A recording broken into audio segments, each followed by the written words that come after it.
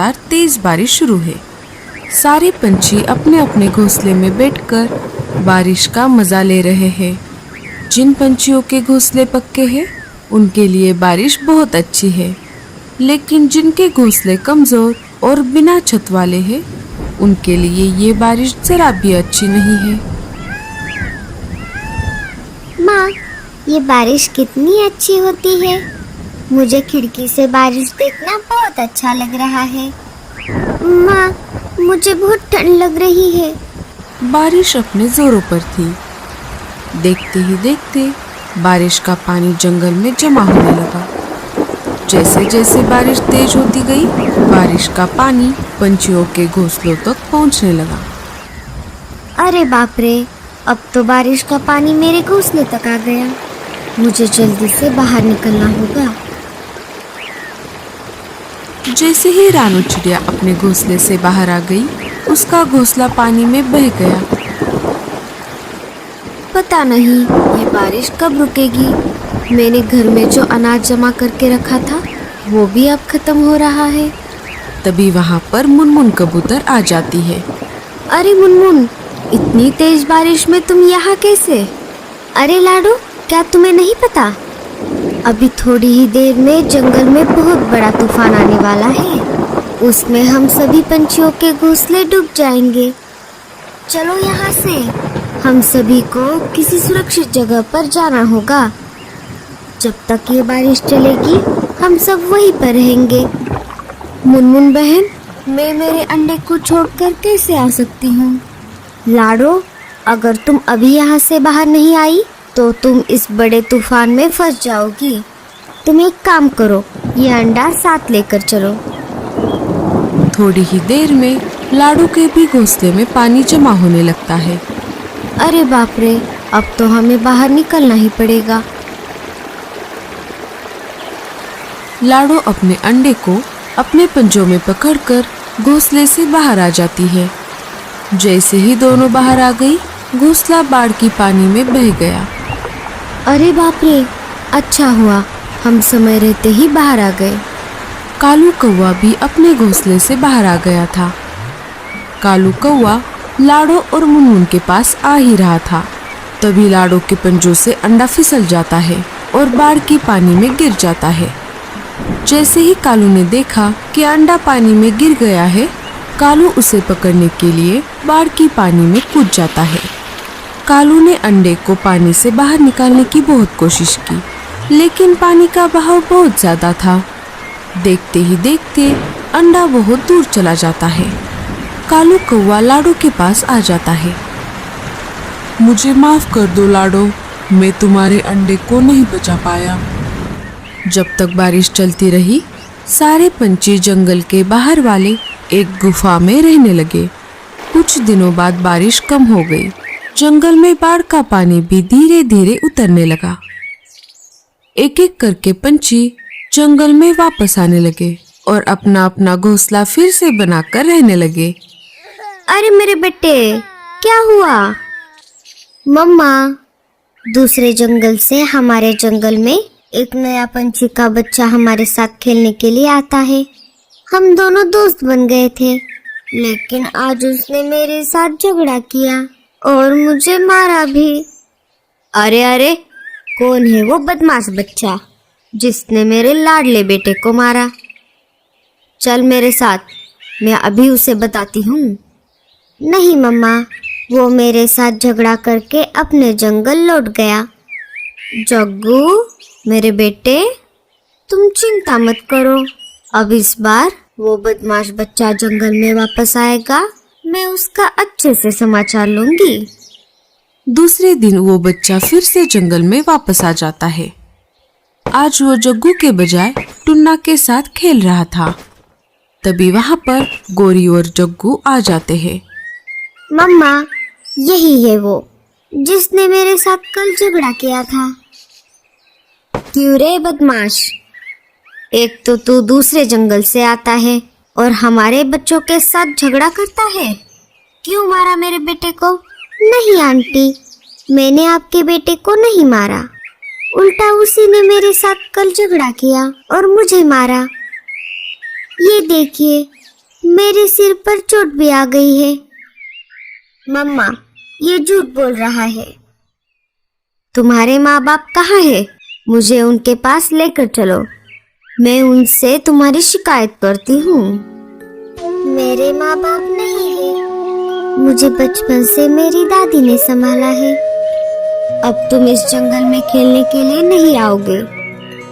चलो जाओ यहाँ से, भागो यहाँ से। तभी वहाँ पर लाडो चिड़िया आ जाती है। अरे अरे गोरी, तुम क्यों इस बेचारे को डांट रही हो? बेचारा और ये?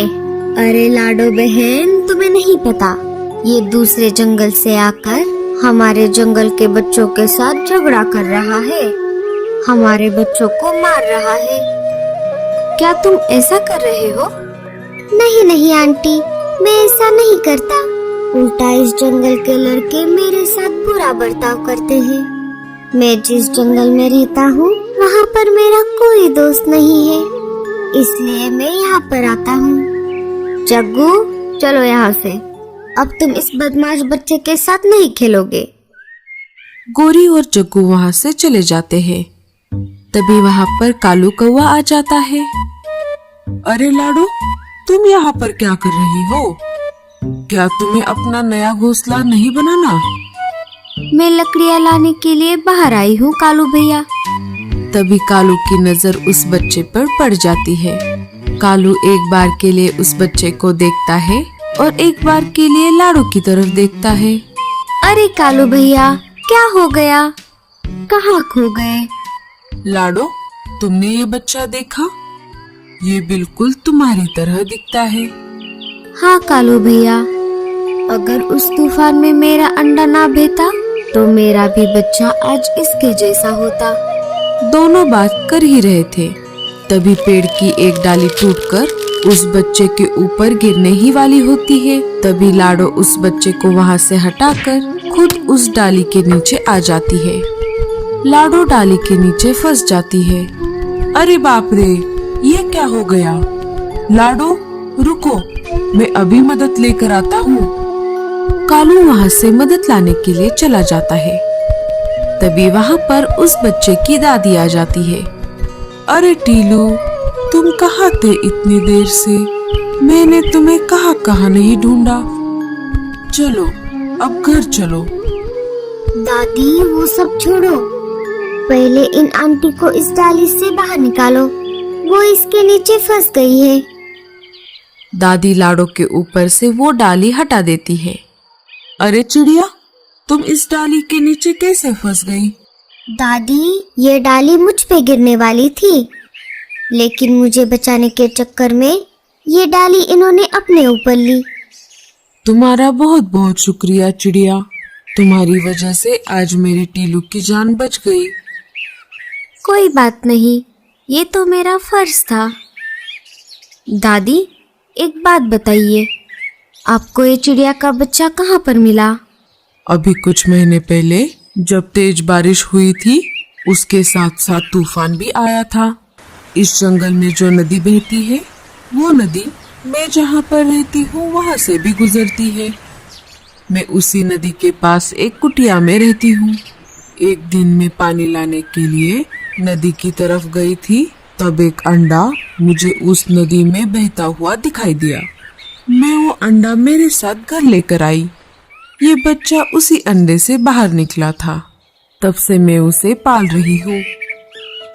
लाडो, क्या तुम भी वही सोच रही हो जो मैं सोच रहा हूँ? हाँ हाँ कालू भैया।